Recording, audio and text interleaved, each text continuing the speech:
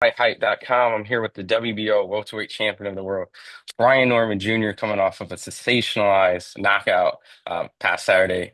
First and foremost, champ, how did it feel to get that devastating knockout after that long layoff?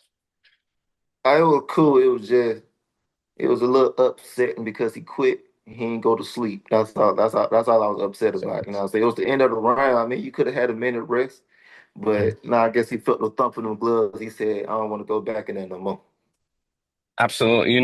When I spoke to him before the fight, he kind of alluded this idea that like you guys kind of like picked him kind of as an idea of like a cherry, right? Obviously, looking at his record, I mean, he's a knockout artist. I mean, he's obviously a person who worked his way up there, but there was a certain point that I think that I wanted to address that prior to, I guess, all the noise of the Jaron Ennis and things like that.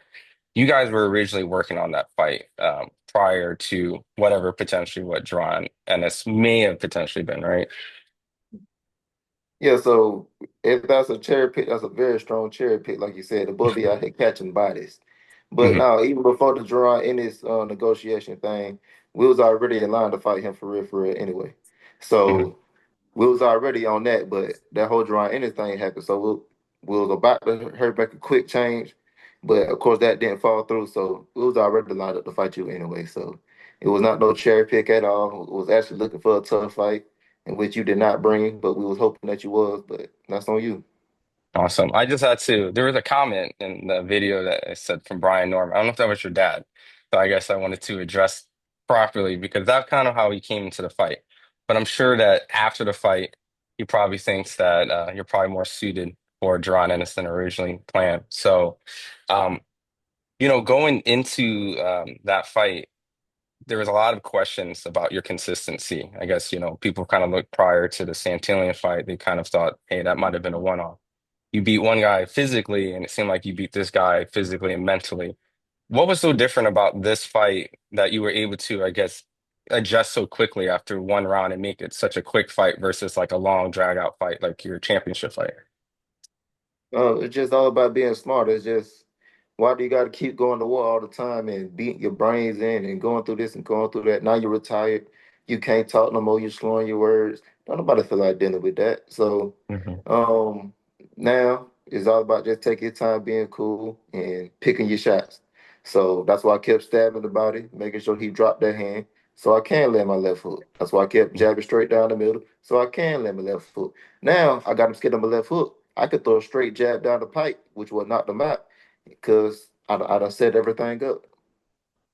After the Derek fight, it seemed like, and it seems like this is your essentially weight class rival with Drawn if he gets past staying notice, but it seemed like boxing pundits, even myself, forget that you're the youngest male world champion, if I'm not mistaken, younger than even Bam Rodriguez in the sense, just 24, defending your title, learning, adjusting, things like that.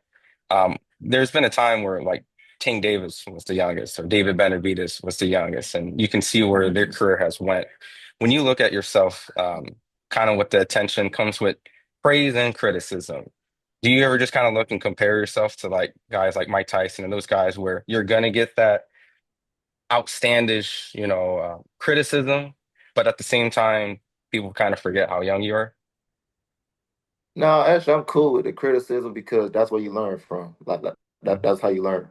So, like, of course, like you said, my consistency earlier regarding my fights. Before the Giovanni fight, you had to quit, run the fight. Everybody hate that fight, including me. Why? I was smothering too much. You don't see that no more. Other whatever the case may be in all my past fights.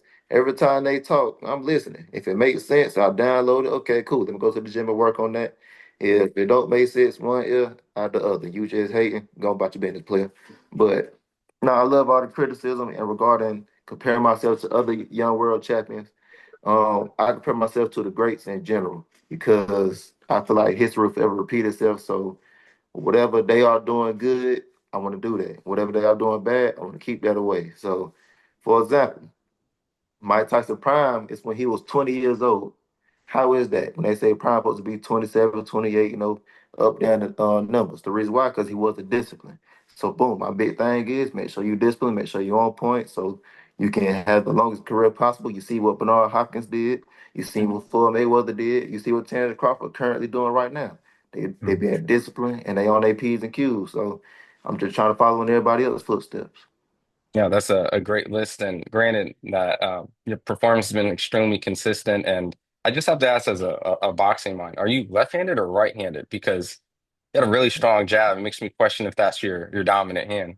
No, I'm right-handed, but I was always taught in boxing that your left hand will take you as far as ever. So I'm real big on my left hand as well. But don't sleep on the right.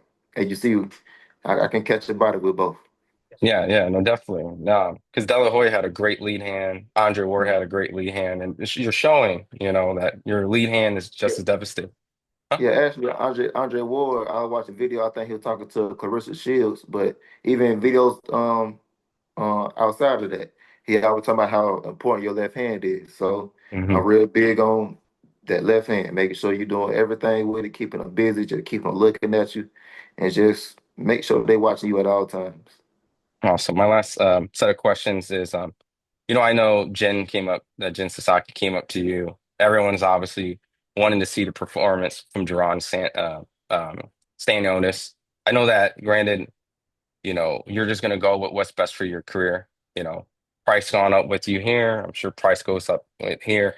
Um, is it about being unified or just doing what's best for your career? And if Japan offers more money, then potentially drawn, would that kind of be something you'll spin the block and come back to that, take the Japanese fight, get some worldly experience, defend your title around the world, or just jump right into a potential three belt? So I say the options are just out there. So options are endless. Mhm. So whatever I feel like is best at the time is what I would do. So either or. I feel like, of course, getting a belt is a great thing, but also being a global star fighting in Japan is also a big thing. So we shall see what's next. Also, even besides him, Barrios, he got a belt as well. So Mhm. I mean, I got options. And got people coming up for 140. They trying to make some noise or whatever. So we can go in the route. Also, my last question, I know you're Let me st also oh, go say ahead. this. Go Let me ahead. also Go say that I'm not finna base my whole career off of somebody else. I ain't finna chase nobody else either. So that's why I really don't be caring about the comparisons between me and him because what was he doing at my age? I don't think he was making noise like me. So that's just my opinion. No, it's fair. Because you're a world champion at 24, and it's a completely different path where you're going, where some people are able to develop their fan base longer, been in the scene Mm, longer. You're newer to the scene, but that's no diss on you on that. It's just your age, So you have a mm, long way to go, and more, not to say long way, you have more opportunity, a longer time in the mm. game left. My last question is, I know you're on Victory Tour, Atlanta Hawks. Been posting a lot about you. You went out, had the belt. You're kind of doing the Nas pose. I don't know if you're familiar with the Stillmatic. It's been consistent, the hip Yeah. hop pose. Um, just what caused that, and do you see yourself fighting at the State Farm Arena sometime, doing it big out there? Sure, hopefully we can make it happen. If not this year, then next year. But we definitely do the homecoming fight because I'm selling out State Farm Arena. You can bet on that. And you're gonna have the signature stance of just dropping Got down, doing. to. Got to. You seen I did it after the fight again. So Hmm. it's that signature, man. Awesome. Well, look, I really appreciate you answering all the questions and the time. Congratulations on your win. I'm sure you're already back in the gym, so looking forward to your next fight. I appreciate it, boss man.